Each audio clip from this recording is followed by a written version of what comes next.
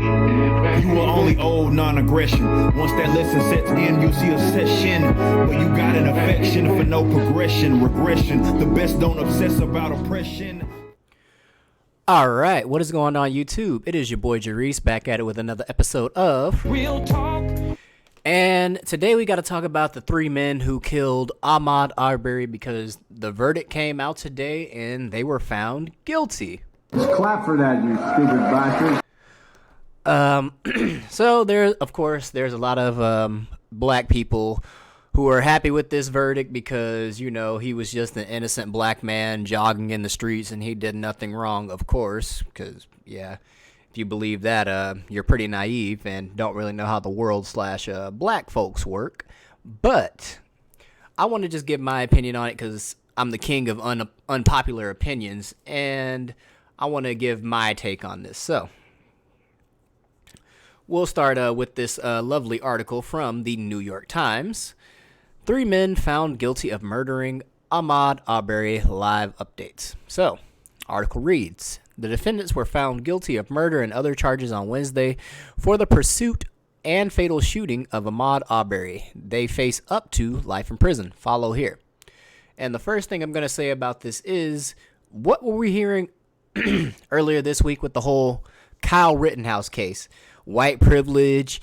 If he was black, he would have been found guilty, blah, blah, blah, right? So, the funny thing about that is, if you say, if he was black, that means automatically you're implying that if they're white, they're never going to be found guilty of anything. But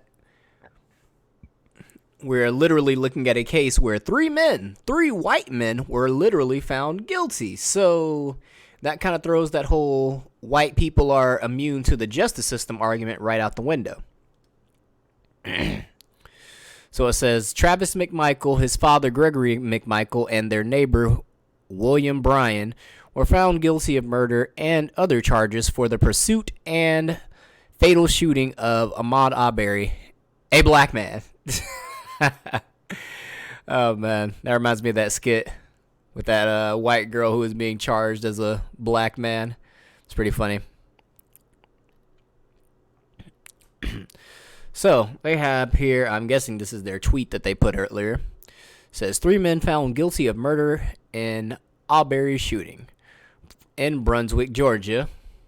Which, another thing, if you know you live in the South and there's a lot of quote-unquote white people who don't necessarily care for black people for various reasons, history, upbringing, what they see currently in their day-to-day lives, you know, things of that nature.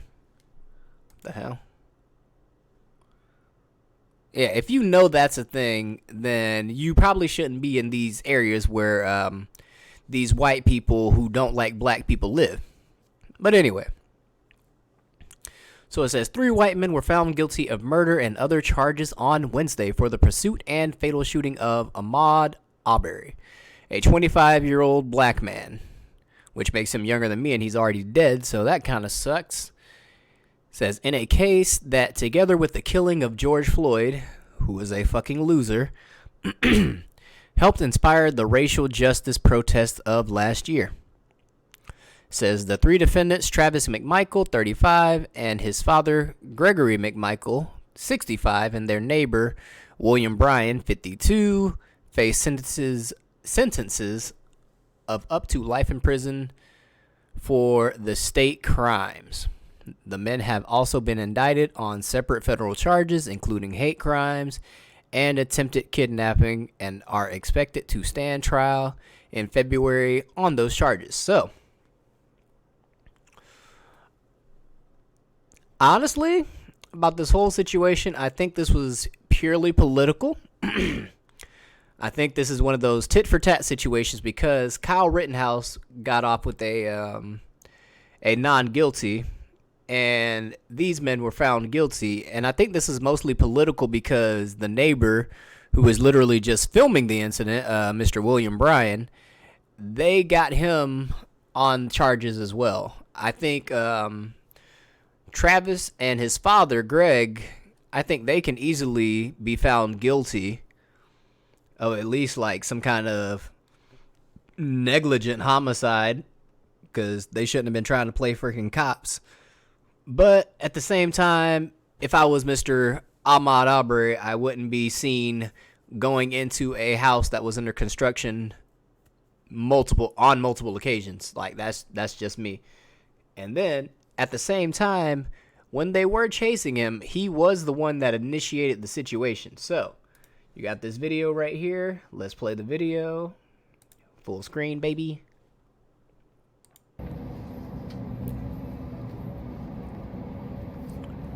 So right here, Mr. William Bryan is lagging very far behind for no apparent reason.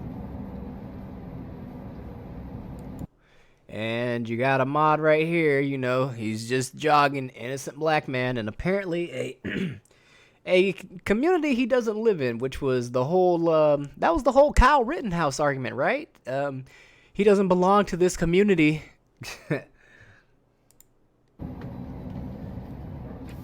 Alright, so I guess Greg gets out the truck because you can see his legs right here.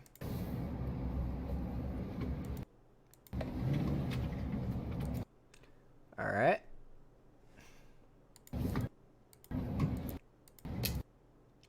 And then I guess he decides to duck around the right side.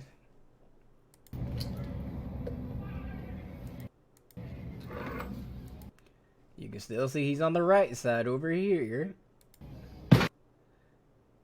And that's the first shot. He's wrestling, throws a punch, throws a left.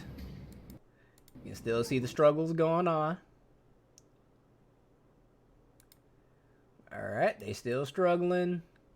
Now he's trying to take the gun and the barrel is pointed straight in his body for some strange reason. Throws a right, hits the dude in the head. And the video just pauses there for some reason, but you get the general idea. So, there's a lot of nuance to this case. It's like, well, yeah, he was kind of casing a house that was under construction looking for shit to steal, but it's like, what the fuck was he gonna steal from a house that was under construction unless it was like under renovation? Then it's like, okay. Because, I mean, I've seen plenty of houses under construction, like brand new houses under construction, and usually there's not shit to steal because nobody's moved into the house yet.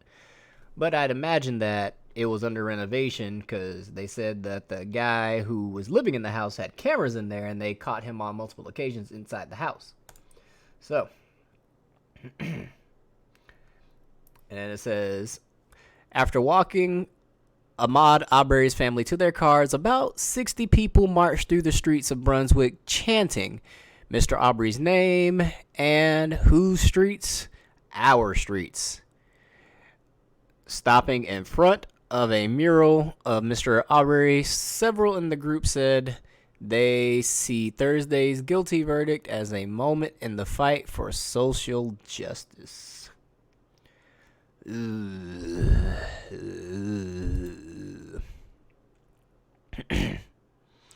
It said, Gerald Griggs, a civil rights attorney, said the verdict was justice. You know why, he said? Because it happened in a court of law and someone was held accountable. Mr. Arbery's aunt, what?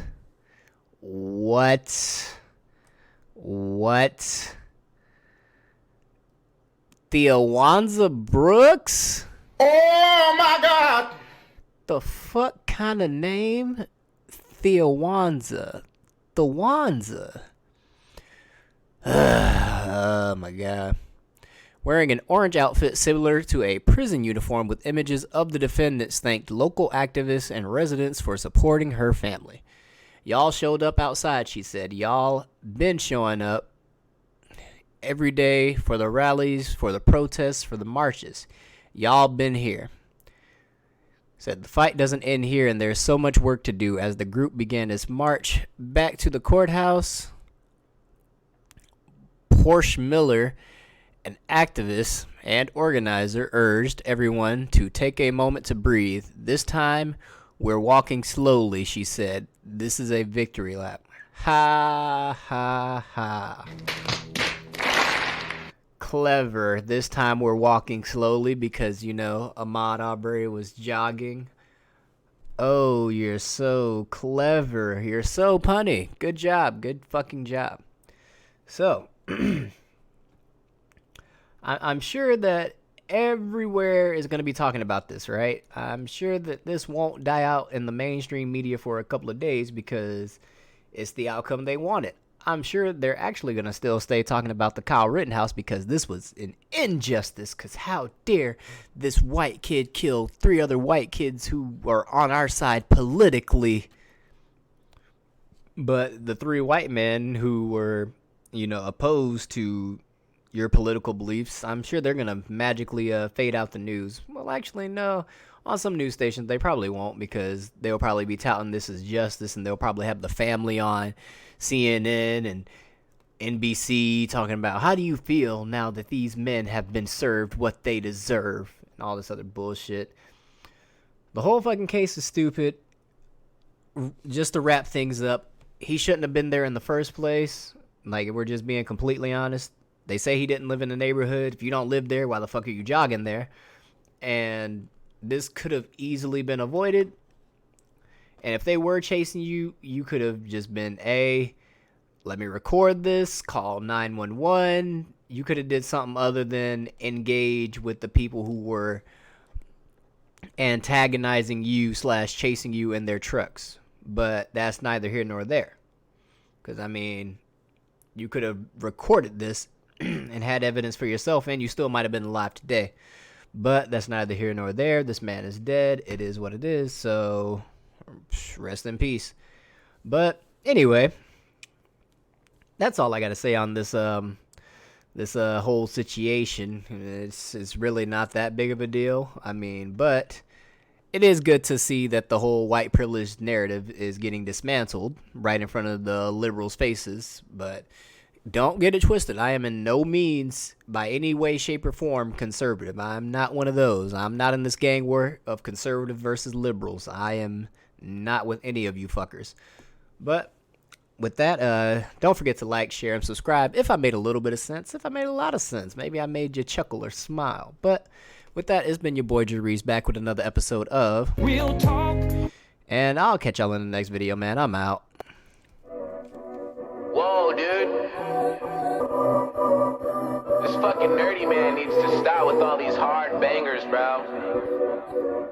People that change the world are frightening.